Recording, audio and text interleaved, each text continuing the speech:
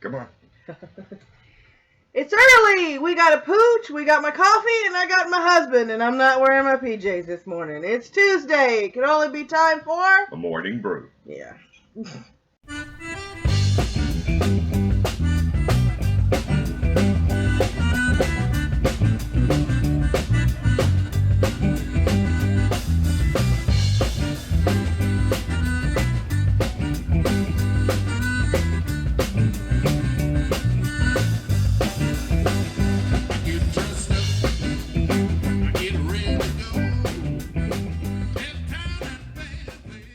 Say good morning. Say good morning. Say good morning. Yes, good morning to you too. Yes. Look, sucking As up you all can day tell- long, you're not getting coffee. Yeah, as you can tell, we have our tertiary commentator this morning. That's All he right. wants is loves and attention. Yes, I know, I love you too. The debacle about the Quebec shooting. We didn't comment on it because we didn't know all the facts. We don't like jumping out there and jumping to conclusions. Because even though we know the Islam faith, when you follow it fundamentally, usually means, everybody is screwed. Not everybody follows it fundamentally. So, and when we realized there was a Moroccan running from the scene, we both looked at each other and went, either he did it or he's scared shitless. One of the two. Whichever one. And it turned out that he wasn't even a part of it, that he was trying to, perform CPR. And the cop showed up, and he probably was so afraid that he was going to get arrested for what happened, that instead of staying and explaining what he was doing there, he ran, got arrested, and detained. So, but that didn't stop Fox News and other outlets from lying on him. And this is why knee-jerk reactions are bad, especially if you're part of the mainstream media. It is your job as a media outlet, if you consider yourselves a media outlet, to check, double-check, and triple-check the facts. Don't say anything, don't publish anything, don't tweet anything, unless you're sure and you can back it up. Mm-hmm. This is why the mainstream media they've lost their trustworthiness. It started happening during the campaign trail, and it's just gone down from hill from there. And it doesn't matter what anybody says. Every time Trump says fake news, I laugh, because he's the only president that is calling them out on their bullshit. Now, his press secretary may be saying things from time to time that are not accurate. Some other things on his cabinet, and some other people may be saying things that are on his cabinet that aren't accurate. I think he's doing this shit. I personally, and this is conjecture, think he's telling them to say this shit on purpose to trick the media into actually telling the truth. And there was a 4chan post on Twitter that actually proved that. I read that to him. That was a few days back. So I may actually have to try and find my way on 4chan and look up a couple of things on there. And yes, I'm trying to clean my damn glasses. You leave these things anywhere for 2 minutes and they attract every dirt in the area like a 4-year-old kid in a white suit. Good grief. Still the best analogy I've ever heard. Oh, I'm telling you. Alright, so, now I believe we are... Oh, there won't be any videos tonight. I'm going to try and get one out tomorrow, but I'm not feeling very well. As a matter of fact, my stomach is a little messed up this morning, and as you can tell, I'm congested. So I'm trying to work on that. So there won't be... Part 3 for The Maiden of the Mists is going to be posted next Tuesday. Sorry, guys. You're going to have to wait on my screwed up Irish accent for next week. Sorry. I gotta get well. I'm tired of this mess here. I think it's time for the news now. I think we should do the news. Over to the news desk.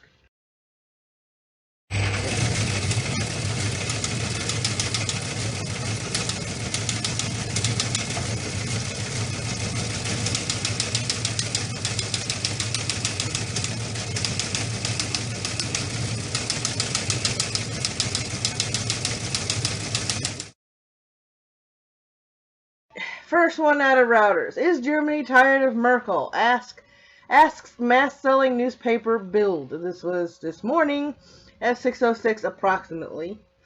It's a little bit probably. So if we scroll down, Germany's mass-selling newspaper Bild openly questioned whether voters have had enough of Chancellor Angela Merkel on Tuesday after a poll showed the Social Democrats pulling ahead of her conservatives. Is Germany tired of Merkel? Bild asked in a headline after a survey for the newspaper by pollster INSA put the center-left SPD on 31% and Merkel's conservative bloc on 30%. The SPD, junior partner in Merkel's ruling Grand Coalition, has been trailing the conservative CDU/CSU bloc known as the Union for years in opinion polls. It last won an election under Gerhard Schroeder in 2002. I think with all the crap that she has been doing, I think they are pretty much over. Oh, they're completely fed up with her. Yeah, they are. They are. She's the one. This is what happens, and this is what the left, the regressive left over here in the United States, does not want to admit to. Merkel is what happens when you open your borders unabated, when you don't vet, and when you don't restrict refugees from certain countries. They have a lot of crime. And I think it's Sweden is the other one? Yeah, Sweden is another That one. is now the rape capital of the world because they did the same thing. You can't let these people in your country unvetted, unfettered, and to roam around all over the place. And whenever they cause a crime, let them get away with it because if that's not the law in your country, I don't care if they're the minority. I don't care if they're refugees. If they break your laws, arrest them. Yeah, well, the problem is that all the refugees are telling us it's not a crime in our country. They're not in there. Your problem, that's my problem. That's my point right there. You're not in your fucking country. You're in mine. If you fuck up, if you come here and you fuck up, to the judge and everybody that's taking off this travel ban, this is fine. But if somebody fucks up, we're going to start holding all of you people accountable. Yeah, no kidding. And everything. They put a travel ban on for these guys and everything. If any of these guys that come in during this time fuck up majorly, we're going to hold you accountable for their actions. Exactly. Now everybody's going to say, well, you can't do that. How are they supposed to know? The ban is there for a reason. That's how they're supposed to fucking know. Yeah. Let me go ahead and just say you can't hold them accountable. Yes, we fucking can. They're in our country. We hold people accountable for stuff that their products do all the time. And these refugees that are coming in right now are a product of these small special interest groups. They're a product of your bullshit. So we're going to hold all of you responsible for these actions. Yep. All right, next story. Airstrikes hit Syria's rebel-held Idlib city, 15 dead residents. 506 out of routers. At least 15 people died in airstrikes on the rebel-held Syrian city of Idlib on Tuesday, in some of the heaviest raids there in months, residents and a rescue worker said. Around 8 attacks by what were believed to be Russian jets wounded scores of people and leveled several multi-story buildings and residential areas in the northwestern city, they added. We are still pulling bodies from the rubble. Issam al-Idlibi, a volunteer civil defense worker, said most of the casualties were civilians and the death toll would probably rise, he added. The extent of the damage and the debris bore the hallmarks of a Russian attack, said 2 witnesses. There was no immediate comment from Moscow. Russian planes have targeted a number of towns and villages in the area since entering the Syrian conflict in September 2015 to back ally President Bashar al-Assad. But activists and residents said there have been a reduction of Russian strikes in Idlib province since a Turkey-Russian brokered cessation of hostilities late in December. Planes from the U.S.-led coalition have also launched a number of attacks in the rural province, a major stronghold of jihadists, many of them formerly affiliated to al-Qaeda. Idlib's population has been swollen by thousands of Syrian fighters and their families who were evacuated from villages and towns around Damascus and Aleppo, city retaken by the government in recent months. Okay. This is what I'm talking about. I know they're going by witness accounts. And I don't doubt that it could be Russians, because they've been doing shit in that area of the world. But I am not going to commit myself to saying that it's them. This is a war-torn part of the country. They've been having this problem since last year, when they've been, messing all this stuff up. They've been having this problem for years. It's, Yeah. it's serious. So. Yeah, it's Syria. So yeah, and you have Putin that has been backing Bashar al-Assad. So there's evidence there, but I'm not committing. My problem is if you have terrorist cells in an area that are surrounded by civilians, you have to find these terrorist cells and pinpoint target those cells. Now, before anybody comments that I am naive, I am well aware of tactics that are over in the Gaza Strip and all that place where the Palestinians are using civilian buildings and civilians as human shields. That makes pinpoint strikes 20 times more deadly because retaliatory strikes then look like the country who's defending themselves is now killing civilians. It's a no-win situation when it comes to terrorism because, as I've said before, you find and eradicate one cell, 2 or 3 pop up somewhere else. Mm-hmm. They're like roaches. When you bomb one, it's like flipping on the light in the kitchen. They scatter to regroup somewhere else. I mean, it's ideal and sort of ideological to have a war on quote-unquote terrorism, but it's a war that is never going to end. Because all you need are people with fear and doubt in their minds, and you have more radicalized people, and you have new cells popping up. That's my theory, that's my belief. I mean, this is a never-ending war. No, it's an endable war. It is. Here's the way you win a war like this. Make the consequences of what they do worse than anything that they could possibly imagine. Some of the great generals in history had very interesting things that they did. You know, you tell these people, some of them would do, you know, the old school thing and everything. You kill one of my men, you know, I kill 10 of you. That sort of thing.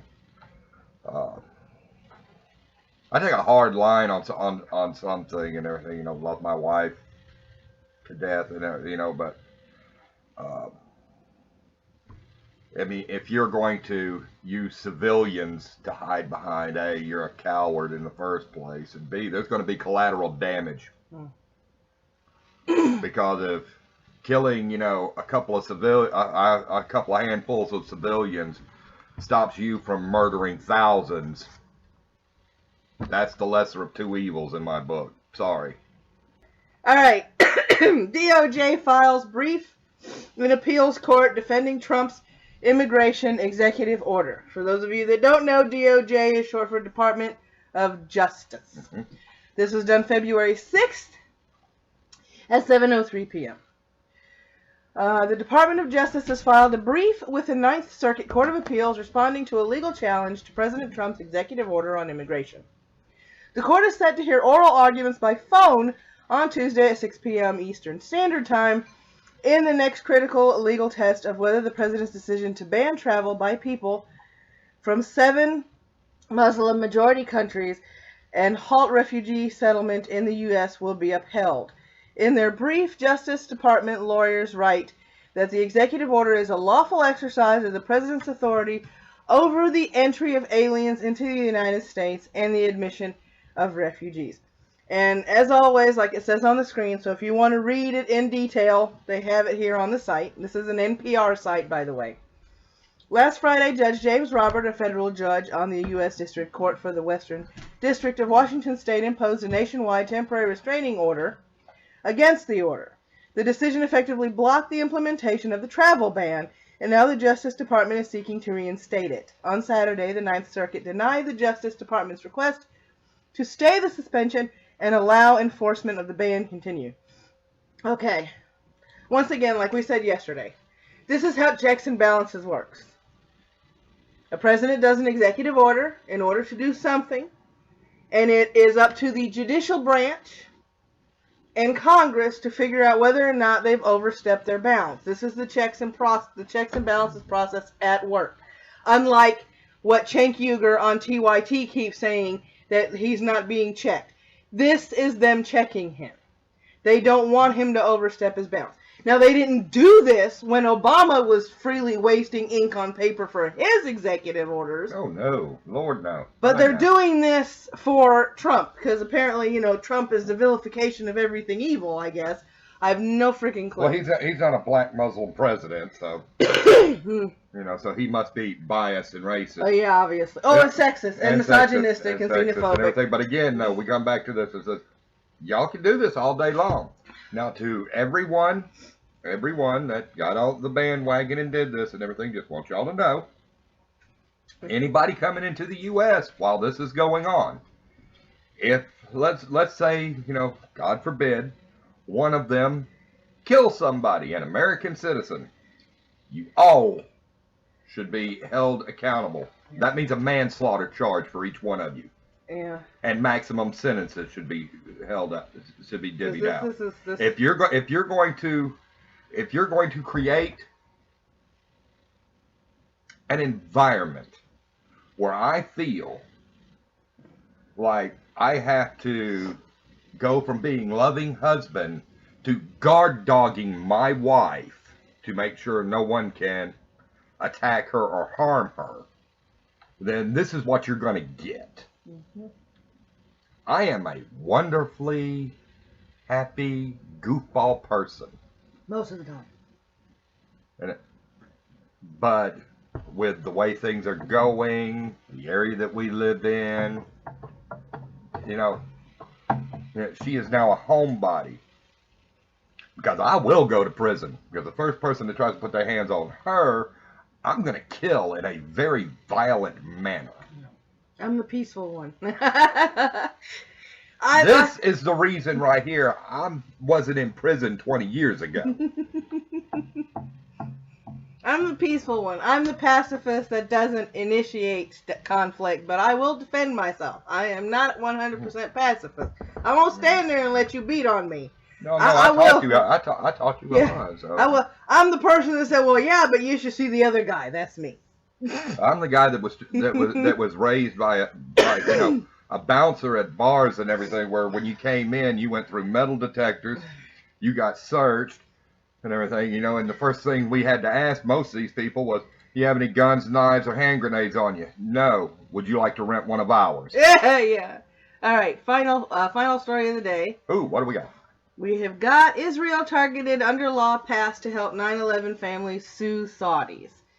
This was today at 6:04 a.m., so this was a little over an hour ago.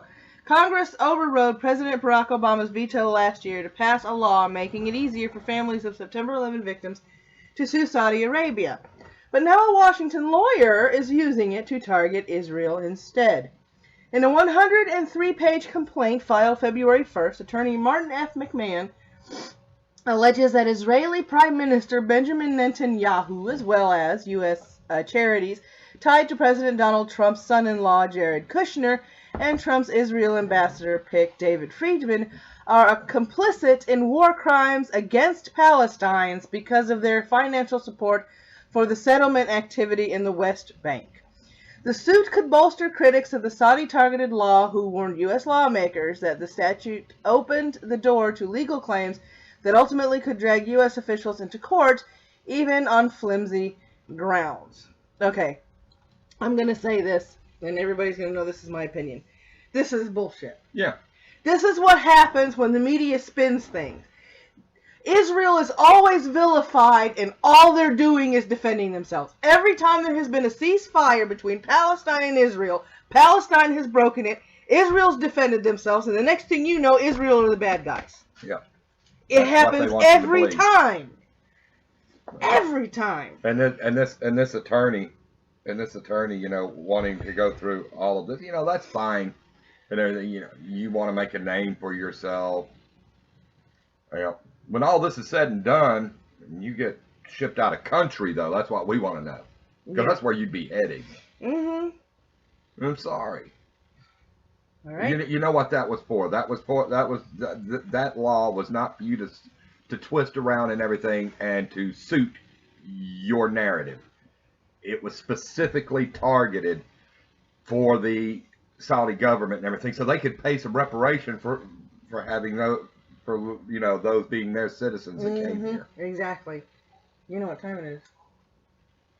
Are we doing shout-outs? We have shout-outs. We have shout-outs. Dum dum dum. You don't seem very afraid. You don't seem very frightening. First shout-out of the day. Alien Queen of Darkness. If you like all things goth, she's cool.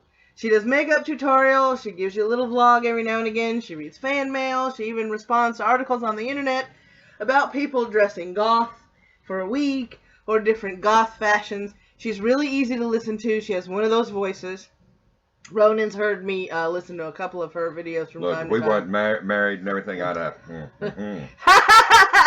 See, I have competition. You got competition. Oh, dang nabbit. Okay. Well, I can't chase Black Friday around and everything. She's married, but she's got that accent though and everything. I'm just like. Yeah, I know, right? All right, here we go. Next one on the list. Atticus, the death metaler. He does reviews, he does commentary, and he is absolutely hilarious doing it. I played a few minutes of a video this morning over here where he reviews Suicide Silence, and as soon as the music started playing, he was like, "What the hell am I listening to?" So he's not one of these quiet reviewers. No. He gives you his immediate reaction to what he thinks about what's going on. So you guys subscribe to him if you like him after watching a couple of videos. I found him through Joy Sparkle. So yeah, she shouts out people from time to time too. Alright, let me see. Next channel. AWME.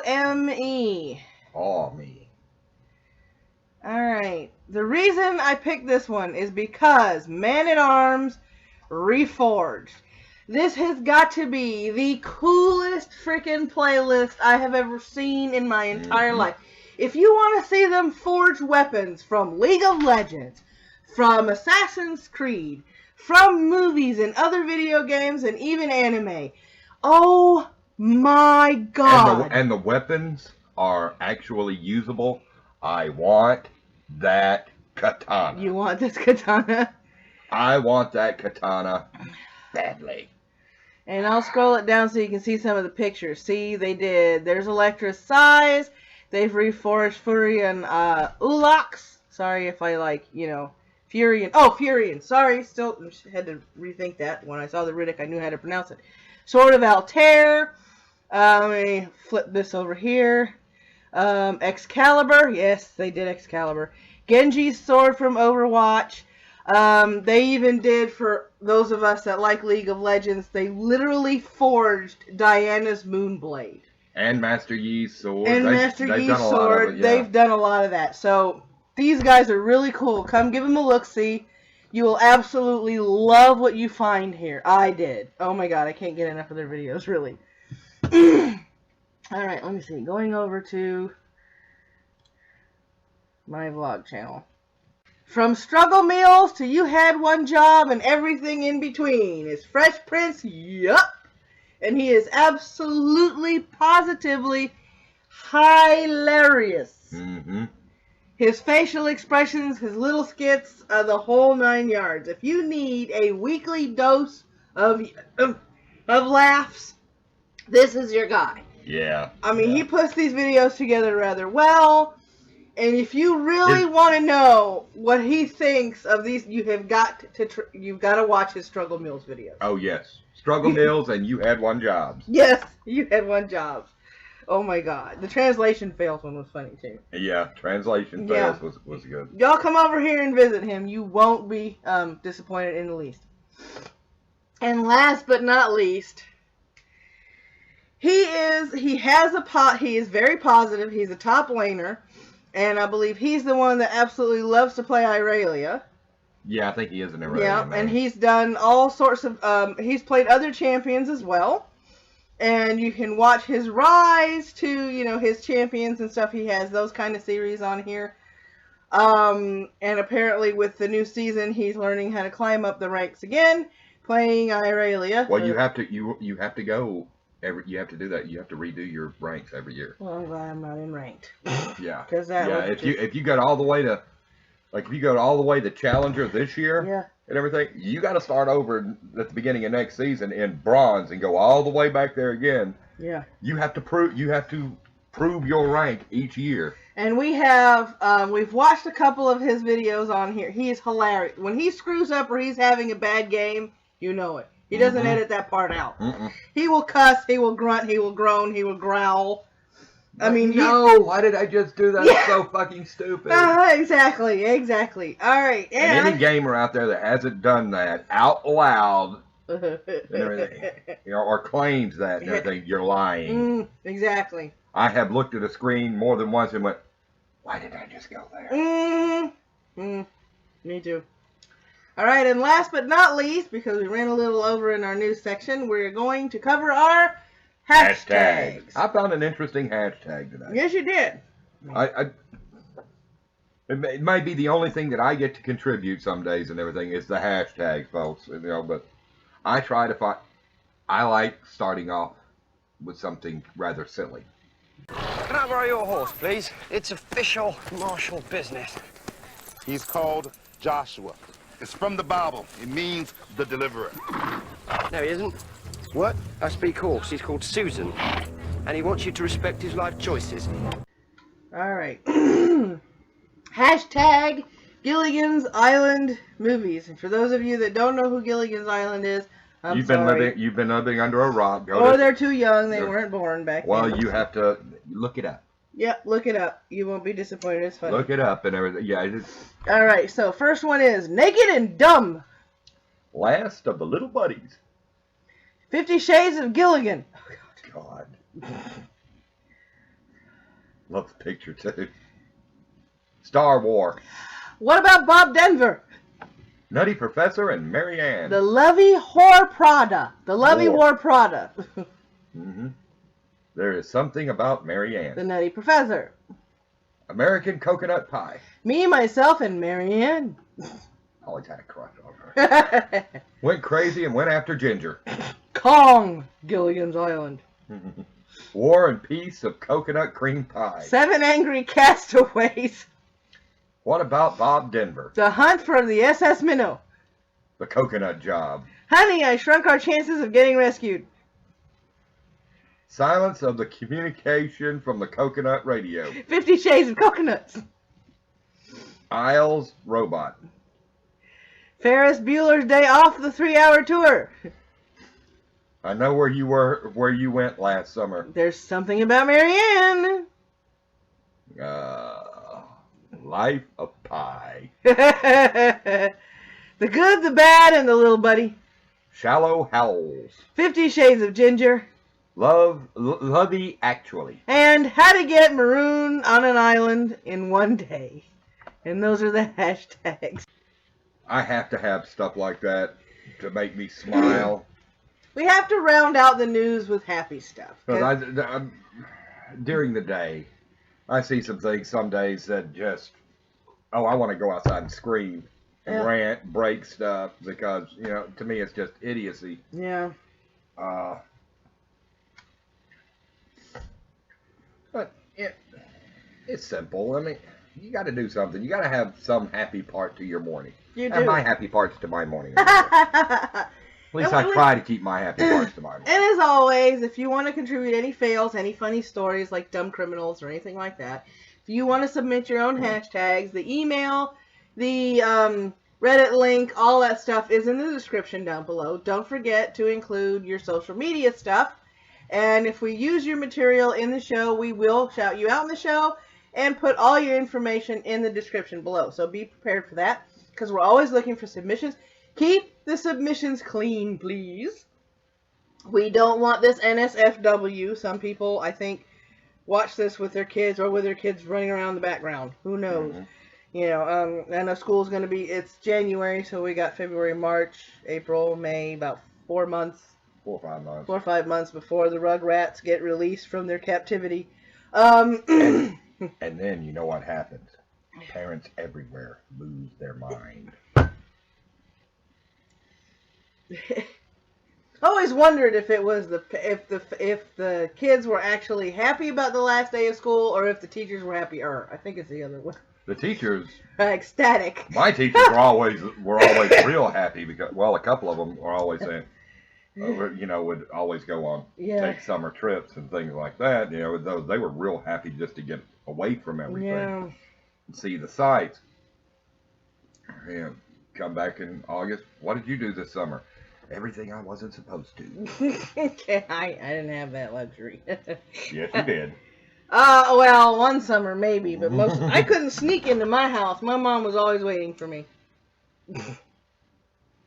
She knew when I left, and she knew when I came home. I still remember that one morning that I came home from gaming, from playing Shadowrun at 2 o'clock in the morning, and goddamn, I thought everybody was asleep. Next morning at breakfast, first thing Mom said was, And where do you get off coming in at 2 o'clock in the morning with Dad choking on his coffee because he didn't know? And that's when the grounding happened.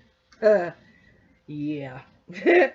So, may your coffee ever flow, may your caffeine be strong, and may you have a totally terrific Tuesday.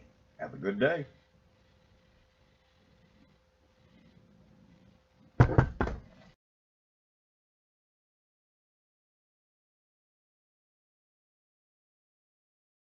Ouch! What?